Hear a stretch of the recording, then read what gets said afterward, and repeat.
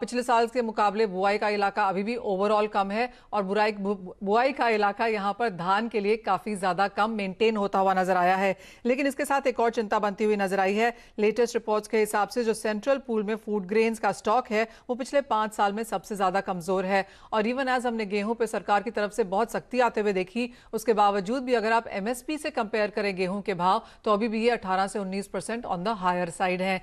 कैसे देखें food grains को एज अ सेक्टर और सरकार के मेजर्स को, उस पर बात करने के लिए सिराज हुसैन जो हमारे साथ जुड़े हैं, जो फॉर्मर एग्रीकल्चर सेक्रेटरी हैं। सिराज जी नमस्कार। पहले जो सरकार के पास फूड ग्रेन स्टॉक है वहां से शुरू करते हैं, जो कि 5 साल के लोज पर है। जिस तरह के नंबर्स फिलहाल अब यहाँ पर उपलब्ध हैं, कैसे देखते हैं आप उन्हें? देखिए, गवर्नमेंट के पास राइस का सफिशिएंट स्टॉक है जी। और राइस का प्रोक्योरमेंट, जो रबी क्रॉप से राइस का प्रोक्योरमेंट हो रहा है, वो हमारी एक्सपेक्टेशन से ज्यादा हुआ है।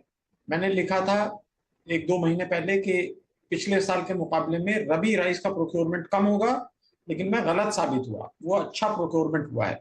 तो राइस में कोई फिलहाल इतनी चिंता की बात नहीं है, लेकिन ये बात सही है कि कम से कम 10 से 12 मिलियन टन राइस का प्रोडक्शन कम होने की उम्मीद है, क्योंकि उत्तर प्रदेश में, बिहार में और पश्चिमी बंगाल में काफी राइस का एरिया कम हुआ है। और पश्चिमी बंगाल में खासतौर से अगर आप देखें तो 1/3 एरिया में चावल की ट्रांसप्लांटेशन नहीं हो सका है। ये तो एक बात हुई। जहां तक गेहूं का सवाल है, तो गेहूं में सरकार ने बहुत अच्छा कदम उठा के गेहूं के एलोकेशन को कम कर दिया था, चावल के एलोकेशन को बढ़ा दिया था। तो उसका नतीजा ये है कि गवर्नमेंट के पास थोड़ा सा एक स्पेस है, 2-3 मिलियन टन वीट वो ओपन मार्केट सेल स्कीम में रिलीज कर सकते हैं। मुझे लगता है कि कुल मिलाकर हमें इंपोर्ट ड्यूटी शायद कम करने की जरूरत है, जिससे कि अगर प्राइवेट सेक्टर के लिए इंपोर्ट वायबल हो गेहूं का, तो वो उसको कर सके। जहां इंपोर्ट ड्यूटी कम करने की जरूरत है गेहूं पे, चावल पे आपको क्या लगता है सरकार क्या करेगी? क्योंकि 30 अगस्त को यहां पर सरकार ने मीटिंग भी बुलाई है राइस कंपनीज, राइस इंडस्ट्री के साथ। क्या यहां पर भी आपको लगता है अब चिंता होने की जरूर, मतलब अब चिंता होनी बरकरार है या चिंता वाजिब है? देखिए, अब अगर प्रोडक्शन में लॉस होने की उम्मीद है, तो जाहिर है कि गवर्नमेंट में एक कंसर्न होगा। जी। हालांकि हम अपनी रिक्वायरमेंट से बहुत ज्यादा राइस प्रोड्यूस करते हैं और बहुत बड़ी मात्रा में हम चावल का एक्सपोर्ट करते हैं। हम्म। हालांकि वो कोई बहुत अच्छी एक तरह से पॉलिसी नहीं है कि हम इतना ज्यादा पानी का एक्सपोर्ट करें, और बहुत कम रेट पे हम करते हैं। यानी कि थाईलैंड जो कंपेरेबल राइस है, उसको अगर $450 पर टन पे करता है, तो हम 370-380 डॉलर पे ही कर रहे हैं। कभी कभी $350 पर टन पे भी जाता है। तो कोई ऐसा चिंता की बात गवर्नमेंट के लिए फूड सिक्योरिटी के एंगल से नहीं है, लेकिन प्राइसेस पे कुछ ना कुछ प्रेशर आ जाता है, क्योंकि अगर ये संभावना बनी रहती है कि प्रोडक्शन कम होने वाला है, और खासतौर से गेहूं के बाद इमीडिएटली अगर चावल में भी प्रोडक्शन कम होगा, तो जाहिर है कि इन्फ्लेशन के लिए कंसर्न होगा। तूर में भी सिमिलर सिचुएशन है, तूर का एरिया भी कम हुआ है, तो तूर में भी पॉसिबिलिटी है। मेरी कलीग श्वेता सैनी और पुलकित खत्री ने आज प्रिंट में आर्टिकल लिखा है कि जो एक टिपिकल वेजिटेरियन थाली है, उसके दाम अगर हम देखें पिछले 5 साल में, जब पिछले इकोनॉमिक सर्वे में वो छपा था, तो 42% की बढ़ोतरी है। एक साल में? एक साल में नहीं है, तो 4-5 साल। 4-5 सालों में? 4-5 सालों में 42% की बढ़ोतरी फिर भी बहुत ज्यादा है। और जैसे आपने कहा कि चाहे वो गेहूं है, चावल है, दाल है, सभी जगह हमने बढ़त आते हुए देखी है। आपको लगता है जिस तरह की सिचुएशन अभी है और सरकार की जिस तरह की नीतियां हैं, उसका एक नीजोक रिएक्शन हमने जरूर देखा था सिराज जी, लेकिन बहुत लंबा दबाव यहां पर किसी कमोडिटी में आया हुआ वो हमने विटनेस नहीं किया। मुझे लगता है कि गवर्नमेंट में एक पॉलिसी मेकिंग का अच्छा ग्रुप बना हुआ है। उसमें हम्म। कॉमर्स सेक्रेटरी हैं, एग्रीकल्चर सेक्रेटरी हैं, फूड एंड पब्लिक डिस्ट्रीब्यूशन के सेक्रेटरी हैं, कंज्यूमर अफेयर्स के सेक्रेटरी हैं। वो मिलते रहते हैं और वो सिचुएशन को असेस करते रहते हैं। हम्म। जो गेहूं के केस में हमने देखा था कि पॉलिटिकल लेवल पे ये बार बार स्टेटमेंट आ रहे थे कि हम दुनिया को फीड करेंगे, हम बहुत बड़े एक्सपोर्टर हैं, वगैरह वगैरह। तो मुझे ये उम्मीद है कि ऑफिसर्स के लेवल पे ये गलतफहमी नहीं रही होगी। अब वो क्यों नहीं कम्युनिकेट हो पाई, हम नहीं कह सकते। उसके बाद भी एक कॉमर्स मिनिस्टर का बयान आया कि लोग ज्यादा चावल उगाएं। वो भी हमारी जो नीतियां अभी तक रही हैं उससे मुताबिकत नहीं रखता है, हम्म। क्योंकि गवर्नमेंट की पॉलिसी ये रही है, गवर्नमेंट की कोशिश रही है, उसमें गवर्नमेंट कामयाब नहीं हुई है कि नॉर्थ वेस्ट में, खासतौर से पंजाब में, हरियाणा में, जो वाटर स्ट्रेस्ड एरियाज हैं, वहां पर धान की खेती कम हो। तो मुझे लगता है कि गवर्नमेंट पूरी तरह कंट्रोल में है सिचुएशन के, और सही समय पर हम कुछ ना कुछ चावल के मामले में भी कुछ ना कुछ हम एक्सपोर्ट को लेके किसी किस्म की पॉलिसी हम एक्सपेक्ट कर सकते हैं। कोई मिनिमम एक्सपोर्ट प्राइस वगैरह हम उम्मीद कर सकते हैं।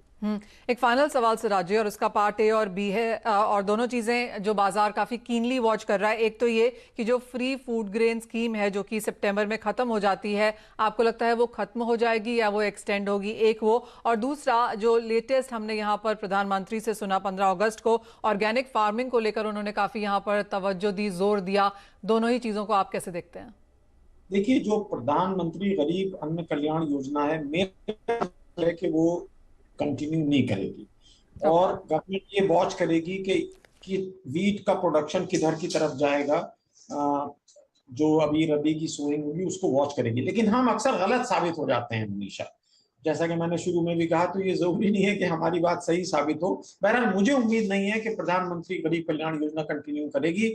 अगर जो अगले साल वीट का प्रोडक्शन ठीक रहा तो 2024 के इलेक्शन की तैयारी में हो सकता है कि फिर से ये स्कीम लाई जाए, क्योंकि ऐसा कहा जाता है, हमने भी इसके बारे में लिखा है कि उत्तर प्रदेश में इलेक्शन जिताने में इस स्कीम ने एक अच्छा रोल प्ले किया। जहां तक दूसरी बात है, आपने पूछा सवाल, तो इसमें मैं ये कहूंगा कि गवर्नमेंट को कम से कम राइस के केस में इथेनॉल का प्रोडक्शन, उसके लिए राइस का एलोकेशन नहीं होना चाहिए। हम इसके बारे में लिखते रहे हैं। और ऑर्गेनिक फार्मिंग, आपको लगता है जिस तरह का प्रधानमंत्री ने कॉल दिया है, क्या हम वो शिफ्ट एक्चुअली आता हुआ देखते हैं कि आपको लगता है कि बहुत अर्ली स्टेजेस पे है ओवरऑल बिगर स्केल पे ऑर्गेनिक फार्मिंग? देखिए, ऑर्गेनिक फार्मिंग एक बहुत अच्छा एफर्ट है। आंध्र प्रदेश में काफी बड़े एरिया में इसकी कोशिशें हो रही हैं, और सिक्किम में प्रधानमंत्री जी ने कई साल पहले सिक्किम को ऑर्गेनिक स्टेट डिक्लेयर किया था 2016 की जनवरी में, जब मैं कृषि सचिव था। तो ये कोशिशें अच्छी हैं, लेकिन होता क्या है कि ऑर्गेनिकली प्रोड्यूस जो एग्रीकल्चरल प्रोडक्ट हैं उसकी मार्केटिंग की प्रॉब्लम है। उसका कोई बेहतर रेट किसानों को नहीं मिलता है, तो उसका बेहतर रेट ना मिलने की वजह से किसानों को खास इंसेंटिव नहीं नजर आता।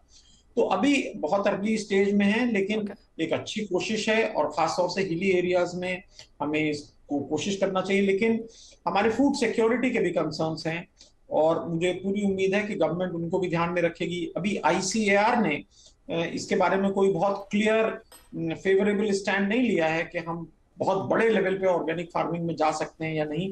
लेकिन अगर इसकी मार्केटिंग की ठीक व्यवस्था हो जाए, मिसाल के तौर पे अगर हिली एरिया से अच्छे प्राइसेस मिलने लगे तो किसान इसकी तरफ जरूर मायल होंगे। Fair point. ऑलराइट, तो वो एग्रीकल्चर से सारी जुड़ी चीज़ें, मेन हेडलाइंस और उनके ऊपर ऑफ कोर्स एक एनालिसिस भी। बहुत शुक्रिया सिराजी साथ जोड़ने के लिए और उन तमाम चीज़ों पर बात भी करने के लिए। आपको बता दें कि मनी कंट्रोल प्रो के बाद बेहद ही आकर्षक ऑफर्स हैं। मनी कंट्रोल अगस्त में फाइनेंशियल आज़ादी का उत्सव मना रहा है, और इस खास मौके पर लेकर आए हैं फाइनेंशियल फ्रीडम ऑफर, जिसके तहत मनी कंट्रोल प्रो का सब्सक्रिप्शन आप नेट जीरो कॉस्ट या यूं कहें कि मुफ्त में पा सकते हैं। अब इसके लिए आपको रोजाना ₹1 की दर से मनी कंट्रोल प्रो का सब्सक्रिप्शन लेना है। इस सब्सक्रिप्शन के साथ आपको हमारे ब्रांड पार्टनर की ओर से मिलेंगे ₹1500 के आकर्षक वाउचर। इसलिए देर ना करें, मनी कंट्रोल ऐप या वेबसाइट पर जाएं और इस धमाकेदार ऑफर का फायदा उठाएं।